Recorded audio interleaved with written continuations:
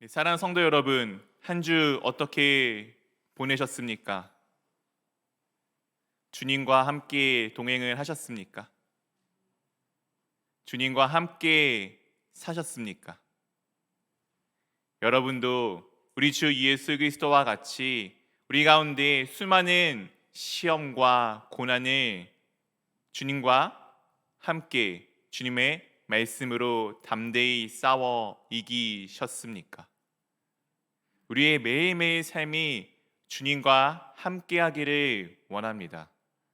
그리하여 주님의 말씀을 내 마음 가운데 아로새겨 그 말씀을 따라 살아가며 우리의 원수된 마귀가 우리를 매 순간 매 순간 넘어뜨리려 할 때에도 주님과 같이 우리 주 예수 그리스도와 같이 말씀으로 싸워 이기기를 원합니다.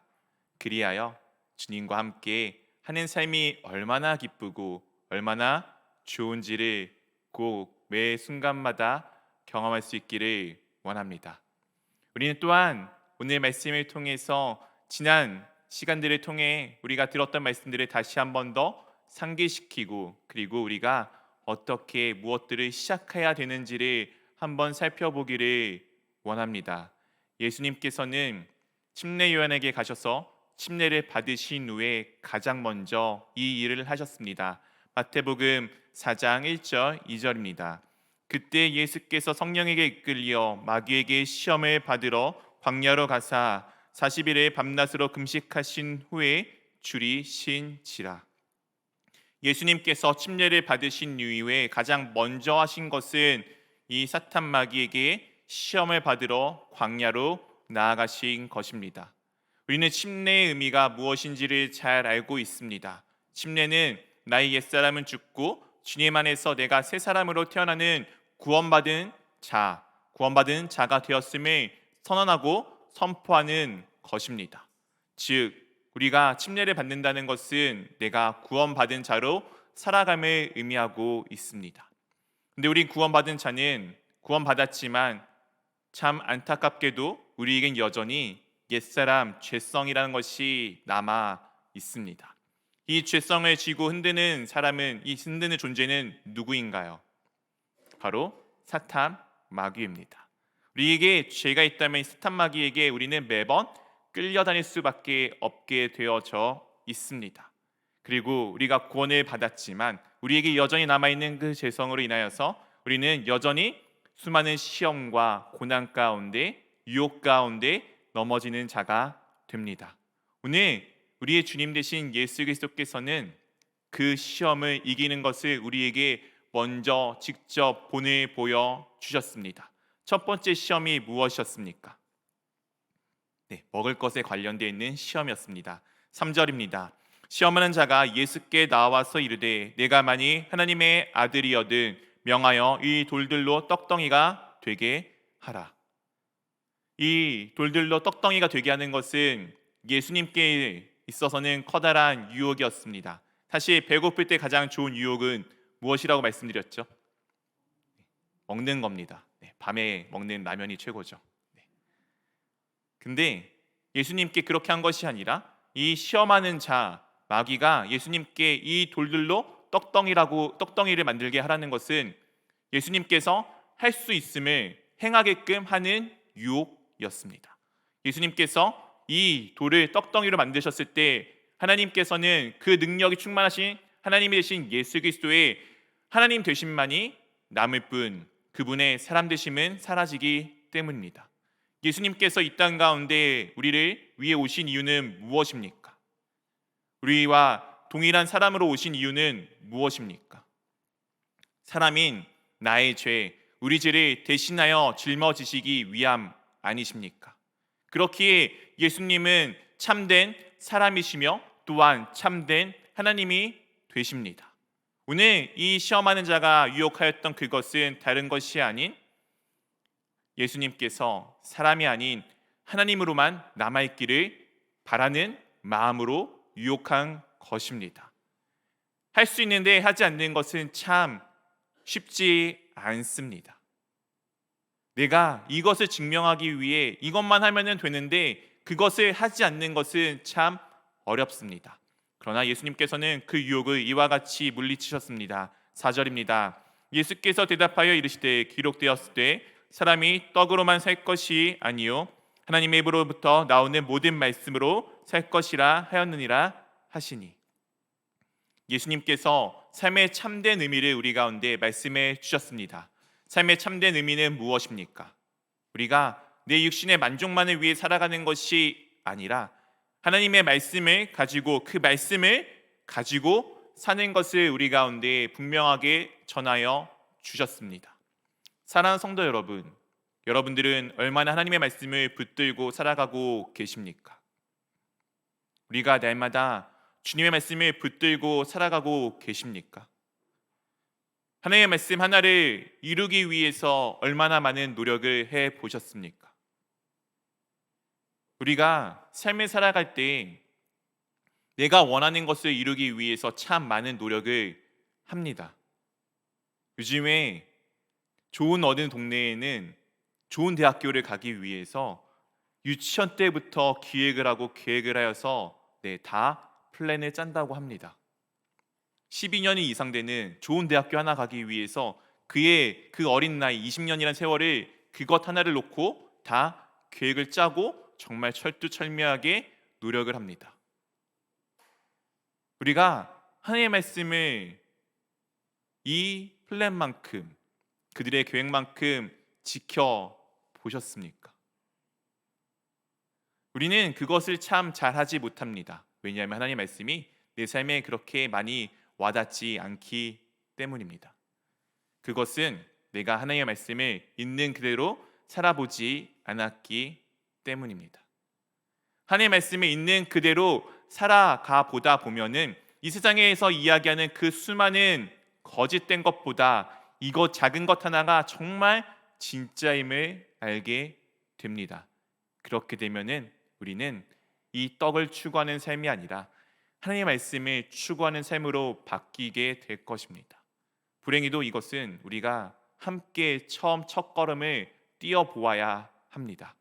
날마다 조금씩이나마 우리가 함께 말씀을 보고 그 말씀을 살아가 보기를 노력해야 합니다. 우리가 이것을 함께 하기를 원합니다.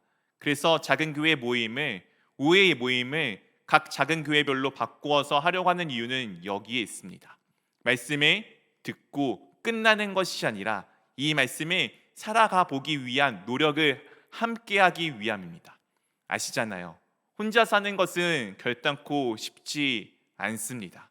그런데 함께 하면은 우리는 얼마든지 할 수가 있습니다. 나 혼자 열심히 어딘가를 향해 다름질하다 보면은 10m, 20m, 30m 채 가지 않아 지쳐 떨어질 것입니다. 그런데 정말 내가 기뻐하고 즐거워하고 좋아하는 사람과 함께 간다면은 그 길이 어디이든 우리는 반드시 갈 수 있게 될 것입니다. 오늘 이 사탄 마귀가 그렇게 유혹한 것을 넘어서 그 다음에는 이와 같은 유혹을 하게 됩니다. 5절 6절입니다. 이에 마귀가 예수를 거룩한 성으로 데려다가 성전 꼭대기에 세우고 이르되 내가 만일 하나님의 아들이어든 뛰어내리라. 기록되었을 때 그가 너를 위하여 그의 사자들을 명하시리니 그들이 손으로 너를 받들어 발이 돌에 부딪히지 않게 하리로다 하였느니라.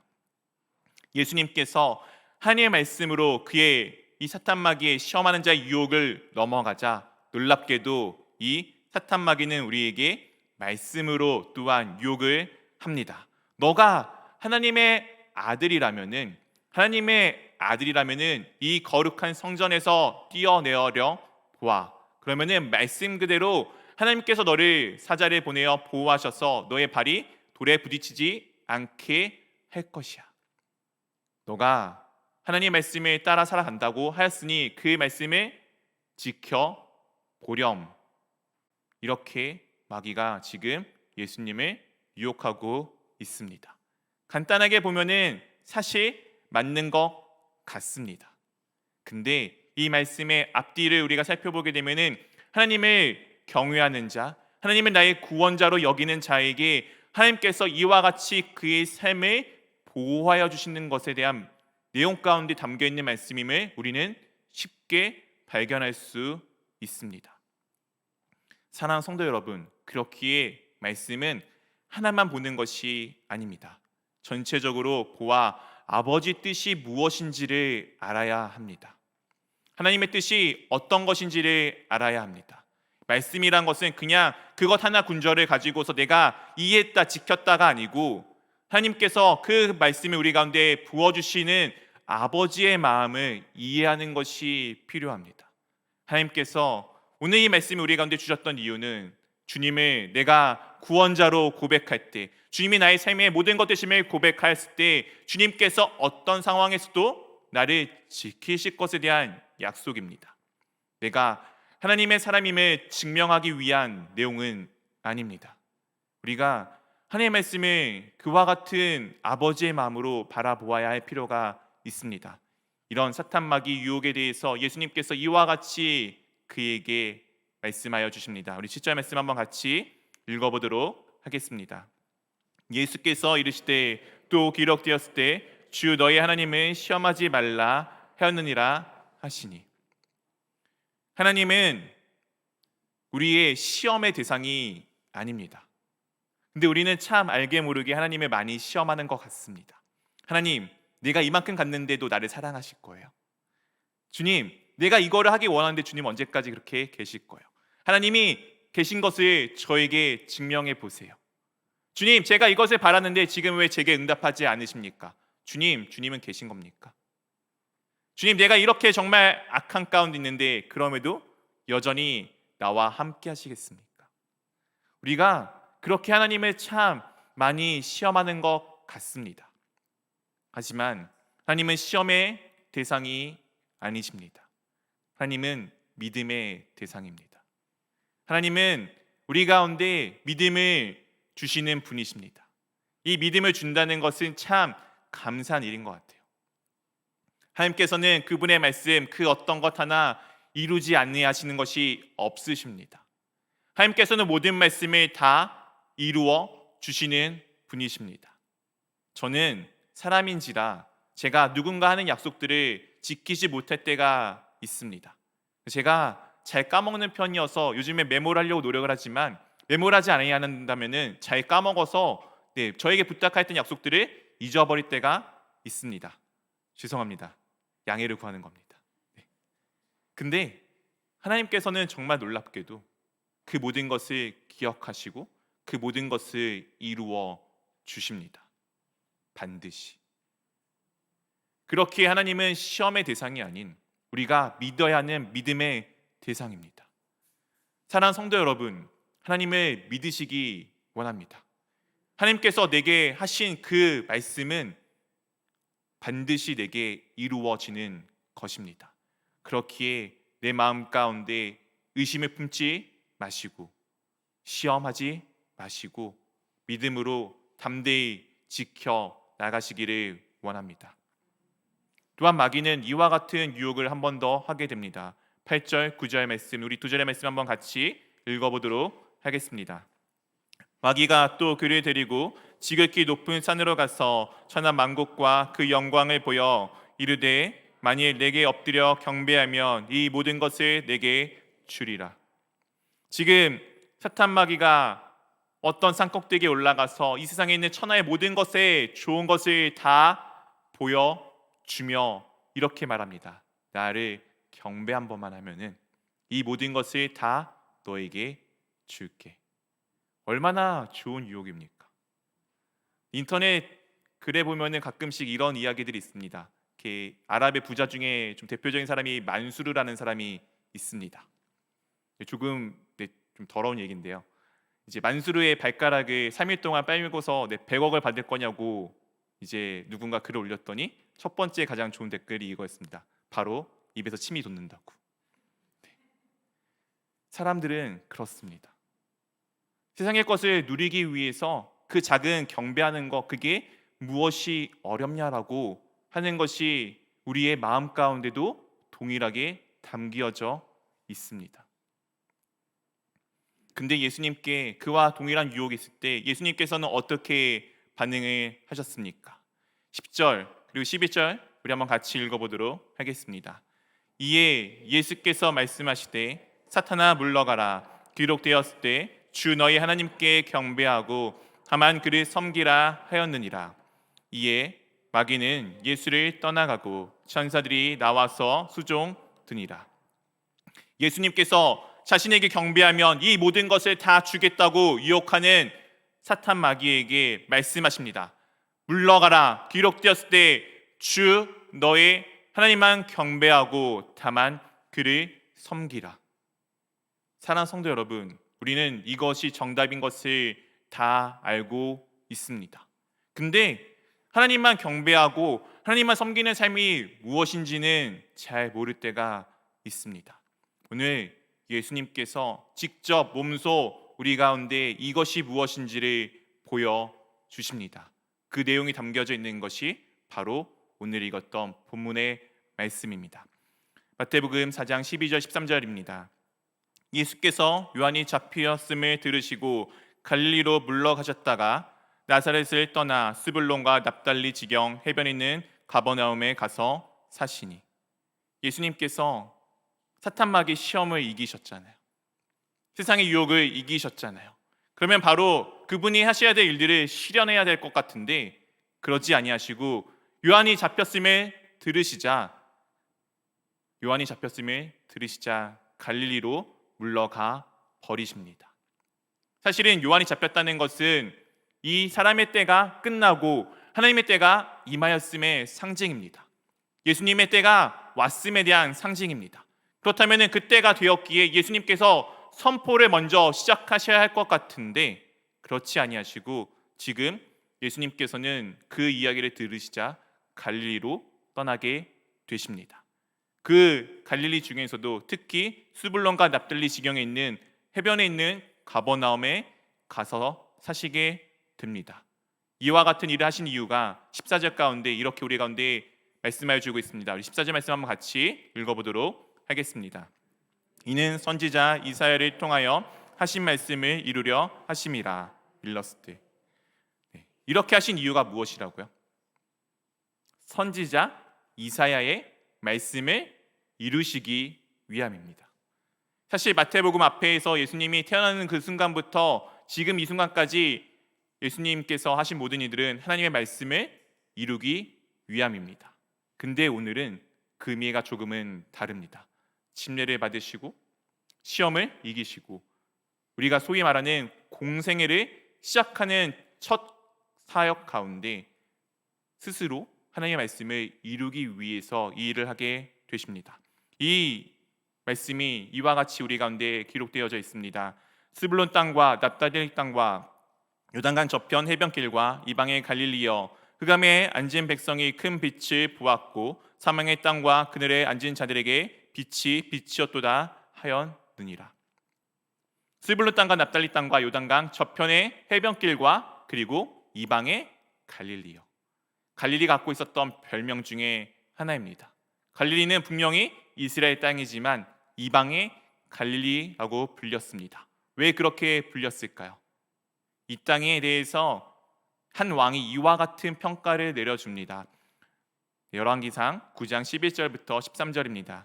갈릴리 땅의 성읍 20곳을 히람에게 주었으니 이는 두로 왕 히람이 솔로몬에게 그 온갖 소원대로 백향목과 잣나무와 금을 제공하였습니다. 히람이 두로에게 와서 솔로몬이 자기에게 준 성읍들을 보고 눈에 들지 아니하여 13절에 한번 같이 읽어보도록 하겠습니다. 이르기를 내 형제여 내게 준 이 성읍이 이러한가 하고 이 이름하여 가불 땅이라 하였더니 그 이름이 오늘까지 있느니라.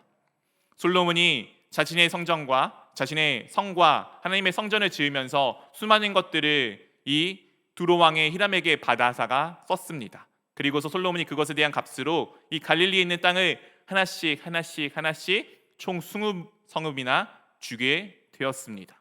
적지 않은 땅이죠. 근데 그 땅에 대한 것을 보고서 히람 왕이 이와 같이 평가를 합니다. 쓸모없는 땅이라고. 갈릴리가 갖고 있었던 지역의 모습은 이와 같았습니다. 호수가 있어 좋아 보이지만 쓸모없는 땅. 그 땅이 갖고 있었던 모습입니다. 그리고 그 땅은 참 아픔을 가지고 있는 땅입니다. 열왕기하 15장 29절에 우리 가운데 이렇게 말씀하여 줍니다. 이스라엘 왕 베가 때에 아수르 왕 디글라빌레셀이 와서 이용과 아벨벳 마아가와 야노아와 게데스와 하솔과 길럿과 갈릴리와 납달리 온 땅을 점령하고 그 백성을 사로잡아 아수르로 옮겼더라. 이 갈릴리 지역은 이스라엘 가장 북쪽에 있는 지역입니다. 외적이 침입하기에 가장 알맞은 위치에 있습니다. 우리나라 따지면은 저 북쪽에 있는 함경북도 이런 곳이다라고 보면 되겠습니다. 대륙에서 침범해 오려면 항상 그쪽으로 들어와야 되겠죠. 그리고 외구가 항상 쳐들어왔던 부산과 같은 해안가에 있는 곳이다라고 보아도 되겠습니다. 항상 외적이 침입할 수밖에 없는 아픔을 가지고 있는 그 땅이 바로 이 갈릴리의 땅이었습니다. 이방의 갈릴리라는 것은 분명히 이스라엘 백성들에게 속한 땅이지만 그곳의 사람들은 오늘 읽었던 말씀과 같이 아수르로 옮김을 당하면서 그들이 순수한 혈통을 지키지 못하고 섞여 있었던 모습을 보여주고 있습니다. 혈통의 문제가 아니라 그들의 문화와 그들의 신앙과 그들의 삶이 이방의 세상과 동일하게 섞여져 있었던 모습을 나타내는 것이 바로 이 갈릴리입니다. 사랑하는 성도 여러분, 이것이 우리의 모습이지 않습니까? 기독교인으로 우리는 이 세상을 살아가는데 우리가 이 세상의 삶들을 우리 가운데 깊이 받아들이고 있지는 않습니까? 우리의 가치가 주님만을 바라본다고 하지만 실제로 내가 가장 두려워하고 가장 무서워하는 것은 이 세상의 논리가 우리 가운데 주어질 때가 아닙니까? 그 이방의 갈릴리에 오늘 주님께서 가셨습니다. 이 내용은 이사야 9장 1절 2절에 담겨 있는 말씀입니다. 두 절의 말씀을 우리 한번 같이 함께 읽어보도록 하겠습니다. 전에 고통받던 자들에게는 흑암이 없으리로다. 옛적에는 여호와께서 스불론 땅과 납달리 땅이 멸시하는 당하게 하셨더니 후에는 해변 길과 요단 저쪽 이방의 갈릴리를 영화롭게 하셨느니라. 그 함에 행하던 백성이 큰 빛을 보고 사망의 그늘진 땅에 거주하던 자에게 빛이 도다. 전에 고통받는 자들이 흑암에 있을 그때에는 이 땅이 멸시를 받는 땅이었습니다.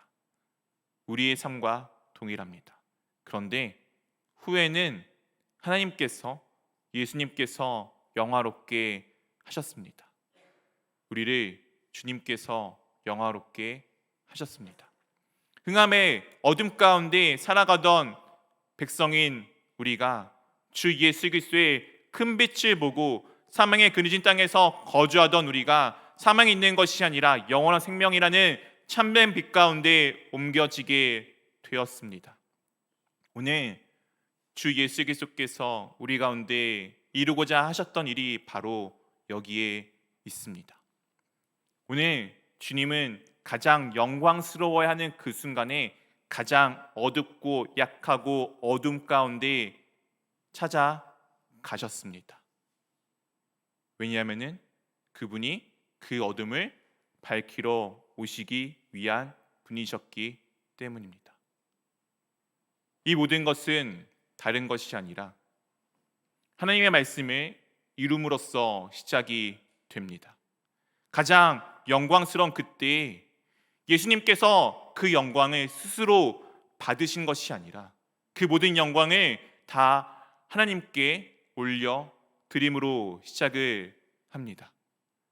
예수님의 첫 시작은 하나님께 영광을 올려 드리는 것이었습니다. 사랑하는 성도 여러분, 이것이 말씀을 지키고 살아가는 자의 삶입니다.